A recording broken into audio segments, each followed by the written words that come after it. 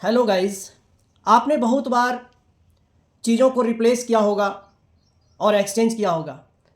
Replacement और exchange के बारे में आपने सुना होगा और आपने इसका लाभ भी उठाया होगा। लेकिन आज मैं आपको एक सच्चाई बताने वाला हूँ कि एक जगह है जहाँ पर नो रिप्लेसमेंट और नो एक्सचेंज पॉलिसी रहती है ना? जहाँ तक सच्चे परमेश्वर की एकमात्र प्रभु परमेश्वर की भक्ति का सवाल है तो गाइस मैं आपको बता दूं कि यहाँ पर नो एक्सचेंज नो रिप्लेसमेंट चलता है। तो गाइस मैं आपको बता दूं कि सुसमाचार ग्रंथ की पुस्तक रोमियो की पत्री उसका 1 अध्याय और उसके 18 पद में लिखा है, परमेश्वर का क्रोध उन लोगों की सब अभक्ति और अधर्म पर स्वर्ग से प्रकट होता है जो सत्य को अधर्म से दबाए रखते हैं। मतलब ये कि अगर आप परमेश्वर की भक्ति में किसी प्रकार का रिप्लेसमेंट या एक्सचेंज करेंगे तो आप परमेश्वर की कृपा की जगह क्रोध और आशीष की जगह श्राप को, परमेश्वर के प्रकोप को आप निमंत्रण देंगे आप। तो गाइस यहां पर आप सतर्क रहें। यहां पर किसी प्रकार का रिप्लेसमेंट, परमेश्वर की भक्ति का जहां तक सवाल है वहां कोई एक्सचेंज कोई रिप्लेसमेंट नहीं है। मतलब ये कि आपको उस सच्चे प्रभु परमेश्वर की, जगतकर्ता प्रभु की आराधना करनी है जो सनातन है, जो शाश्वत है, जो अखंड है, जो सर्वशक्तिमान है, जो सेल्फ एक्सिस्टिंग गॉड है। उसको छोड़ और किसी की उपासना आपको नहीं करनी है, क्योंकि वेद संहिता की पुस्तक में लिखा है, ऋग्वेद 8वें मंडल में लिखा है, माँ चिदन्य द्वि संसद सखायो मारी शन्यत। हे मित्रों, इस पृथ्वी पर तुम जगतकर्ता परमेश्वर, सृष्टिकर्ता प्रभु, उस डिवाइन क्रिएटर को छोड़ और किसी की भी उपासना मत करना, भूल से भी गलती मत करना। साफ साफ हमारे ऋषि मुनि वेद उपनिषद की पुस्तक में लिखते हैं, O friends, do not worship to anybody but the divine creator of this universe. Never commit a mistake, भूल से भी गलती मत करना, किसी और की उपासना उस परमेश्वर की जगह पे मत करना। और संत पौलुस सुसमाचार ग्रंथ में रोमियो की कलीसिया को पत्र के माध्यम से ये रिमाइंड कराते हैं, उनको चेतावनी देते हैं। वहां के लोगों को जानने पर भी लोगों ने उस परमेश्वर के योग्य बड़ाई और धन्यवाद नहीं किया, लेकिन उनका निर्बुद्धि मन अंधेरा हो गया। वो परमेश्वर जो जगतकर्ता सृष्टिकर्ता प्रभु है और उसका ज्ञान स्वतः ही लोगों के जीवन में, उसके हृदय में, मन में है। लोग जानते हैं कि परमेश्वर है, लेकिन फिर भी लोगों का निर्बुद्धि मन अंधेरा हो गया, अंधकार से भर गया। और लोगों ने क्या किया? लोगों ने वहां पर सच की जगह पर झूठ को ले आया। उस सच्चे ईश्वर की आराधना करना छोड़ लोगों ने उस ईश्वर की सच्चाई के विषय को झूठ में तब्दील कर दिया। वहां पर लोगों ने रिप्लेसमेंट करना स्टार्ट कर दिया। क्या वहां पर लोगों ने जो गलती करी, परमेश्वर के विषय में सत्य को बदलकर झूठ बना डाला। They have exchanged the truth about God with a lie. उन्होंने सच्चाई को झूठ में तब्दील कर दिया। अब कहेंगे सच्चाई क्या है? सच्चाई यह है कि वो सृष्टिकर्ता परमेश्वर जिसने सारे ब्रह्मांड को बनाया है, जिसने सारे जगत को सृष्टि किया है, रचा है, बनाया है, लोगों ने उस सृष्टिकर्ता परमेश्वर को छोड़ सृष्टि की उपासना और सेवा करने लगे। ये उन्होंने रिप्लेस कर दिया, ये एक्सचेंज कर दिया, और ये बहुत बड़ा पाप है। लोगों ने एक परमेश्वर को छोड़, लिखा है एकम ब्रह्म, एक ही परमेश्वर है, there is one God, there is only one God, एक परमेश्वर है। और लोगों ने बहुत सारे ईश्वर को इस पृथ्वी पर बना लिया।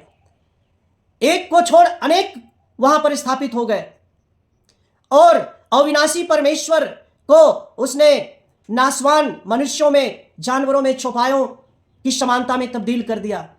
वो परमेश्वर जो अविनाशी है उसको लोगों ने नासवान करके मानने लगे, और उस जीवित परमेश्वर जिसमें हम सब जिंदा रहते हैं, जिसमें ये सारी सृष्टि नियंत्रित रहती है और हम सब, जिसमें हम सब मनुष्य जीवित रहते हैं, वो जीवित परमेश्वर को लोगों ने मृत में, मरणहार में तब्दील कर दिया। लोगों ने उसको मूर्त में बदल दिया। मैं आपको बता दूं, जो मूर्त है, जो मूर्ति है, वो बोल नहीं सकता, वो देख नहीं सकता, वो सुन नहीं सकता, वो अपनी रक्षा नहीं कर सकता, और लोग उसकी पूजा अर्चना उपासना करने लगे, ना कि उस सृष्टिकर्ता परमेश्वर, उस अविनाशी परमेश्वर को। जो मूर्त है, जो मूर्ति है, वो सिर्फ एक मनुष्य की कारीगरी और कल्पना मात्र है। वो सिर्फ एक इमेजिनेशन है मनुष्य की, वो सिर्फ एक उसकी कारीगरी, कल्पनाओं से गढ़ी हुई कारीगरी है, वो ईश्वर नहीं है। तो आप इस जगह पर उसको रिप्लेस नहीं कर सकते। लिखा है कि there are so many gods in this earth, यहां बहुत से ईश्वर तो हैं, but for us there is only one God, लेकिन हमारे लिए एक ही परमेश्वर है। जो सच्चे ईश्वर के मानने वाले आराधक हैं, उपासक हैं, उसके लिए एक ही परमेश्वर है। तो गाइज यहां पर कोई रिप्लेसमेंट नहीं चलेगा। लिखा है they served and worshipped creatures, they served and worshipped creation rather than creator. उन्होंने सृष्टिकर्ता के बजाय प्राणी की उपासना करने लगे, वे भूत प्रेत की उपासना करने लगे, वे नदी, पहाड़, पत्थर, अंतरिक्ष, आकाश, चांद, सूरज, तारे, इसकी उपासना करने लगे और भूल गए कि सृष्टिकर्ता परमेश्वर जिसने सब कुछ को बनाया है। मैं आपको बता दूं वेद उपनिषद में लिखा है न तस्य प्रतिमा अस्ति यस्य नाम महदस्य, मतलब वो परमात्मा जो महान है, जो पवित्र है, जिसका यश सारे जगत में, सारे ब्रह्मांड में है, उसकी ना तो कोई मूर्ति है, ना आकृति है, ना उसकी कोई प्रतिमा या कोई छवि है। उस परमात्मा की, परब्रह्म परमात्मा की कोई मूर्ति, आकृति, प्रतिमा, छवि नहीं है। तो गाइस आप उस परमेश्वर की जगह पर मूर्ति को स्थापित नहीं कर, रिप्लेस नहीं कर सकते, वहां किसी प्रतिमा को स्थापित नहीं कर सकते। ये नाशवान है और हम अविनाशी परमात्मा की उपासना करते हैं। तो गाइस आप भूल से भी धोखा मत करना, क्योंकि आप भक्ति करके परमात्मा की आशीष को पाना चाहते हैं, आप भक्ति के द्वारा परमेश्वर की कृपा को पाना चाहते हैं, और ये सच की जगह पर झूठ को ला करके आप कभी नहीं कर सकते। पाखंड और आडंबर से कभी भी परमेश्वर की कृपा को आप नहीं हासिल कर सकते। इवन अगर आप ऐसा करेंगे तो स्वर्ग से उसका प्रकोप आप अपने जीवन में आमंत्रित कर लेंगे, निमंत्रण दे देंगे, क्योंकि परमेश्वर का क्रोध स्वर्ग से मनुष्यों की अभक्ति और अधर्म पर प्रकट होता है। तो गाइस ये लोगों ने रिप्लेस कर लिया था, ये लोगों ने गलत किया था, ये रिप्लेसमेंट नहीं चलेगा। जहां तक परमेश्वर की भक्ति का सवाल है, यहां पर किसी प्रकार की रिप्लेसमेंट और एक्सचेंज आप नहीं कर सकते। तो गाइज आप सतर्क रहें, आप उस एकमात्र सच्चे प्रभु परमेश्वर की आराधना करें। लोगों से जब मैं मिलता हूं तो लोग मुझसे पूछते हैं हम किसकी उपासना करें, किसकी मान्यता करें, कैसे हम कहां पर उसकी आराधना करें, कौन सा जगह सही है, कौन सही ईश्वर सही है। तो मैं आपको बता दूं वो सृष्टिकर्ता, जगतकर्ता प्रभु की मान्यता आप दिल में करें। जगह कोई मायने नहीं रखता, आप किसी भी जगह में उस परमात्मा को पुकारेंगे तो मिल जाएगा। यदि आप कैलाश पर्वत पर उसकी आराधना, उसकी उपासना करेंगे, ध्यान करेंगे तो वहां पर है। कन्याकुमारी चले जाएंगे तो वहां पर भी है। आप जापान चले जाएं तो वहां भी, अमेरिका जाएंगे, यूरोप जाएंगे, ऑस्ट्रेलिया जाएंगे, रशिया जाएंगे, सारे कॉन्टिनेंट में वो परमेश्वर सारे जगह पर विराजमान है। आप बिस्तर पे पड़े हैं, वहां भी परमेश्वर को ध्यान कर सकते हैं। आप कमरे के अंदर हैं, कहीं भी आप जंगल में चले जाएं, हर जगह वो परमेश्वर व्याप्त है, उसकी आराधना हर जगह कर सकते हैं। लेकिन आप उस सच्चे एकमात्र प्रभु के स्थान पर किसी को आप रिप्लेस नहीं कर सकते। वो एक है तो आप उसको अनेक में डिवाइड नहीं कर सकते। वो जीवित परमेश्वर है, वो सजीव है तो आप उसको निर्जीव और नाशवान में रिप्लेस नहीं कर सकते। वो परमेश्वर महान है तो उसकी महानता को हमें सराहना है, उसकी महानता के अनुसार उसकी आराधना करनी है। वो जगतकर्ता प्रभु, सृष्टिकर्ता परमेश्वर है, उसने सब कुछ को बनाया है, तो हम सृष्टि की उपासना नहीं कर सकते, हम भूत प्रेत की उपासना नहीं कर सकते, क्योंकि कुरान में भी बुत परस्ती वहां पर वाजिब नहीं है, वहां मनाही है कि आप मजार नहीं बना सकते, आप बुत परस्ती नहीं कर सकते, प्रस्तिश नहीं कर सकते। तो गाइस हर जगह जहां पर भी ज्ञानियों ने विद्वानों ने सही बात बताई है, मानना आपको है। आप सच्चाई को जाने, पढ़ें, शास्त्रों को पढ़ेंगे तो सच्चाई आपको मालूम चलेगा कि सच क्या है और कैसे हम उस ईश्वर की आराधना कैसे करें, कैसे हम उस परमेश्वर से आशीष को पा सकते हैं, कैसे उस परमेश्वर से हम उसकी दया को हासिल कर सकते हैं। कबीर कहते हैं पत्थर पूजे हरि मिले, जो मैं पूजू पहाड़, ताते तो चाकी भली पीस खाए संसार। लोग आज इस संसार में इतने अज्ञानता में लिप्त हैं कि संसार में जो कुछ भी उन्हें देखता है उसको पूजने लग जाते हैं। पत्थर हो या पहाड़ हो, नदी हो या जल हो या पेड़ पौधे हो, जहां भी उनको जो भी देखता है, जंगली जानवर हो, चौपाया हो, सबको वो पूजने लग जाते हैं, है ना। जबकि ये गलत है। हम उस परमेश्वर, वो जगतकर्ता प्रभु सृष्टिकर्ता परमेश्वर की जगह किसी और की उपासना, पूजा अर्चना, आराधना, उपासना नहीं कर सकते।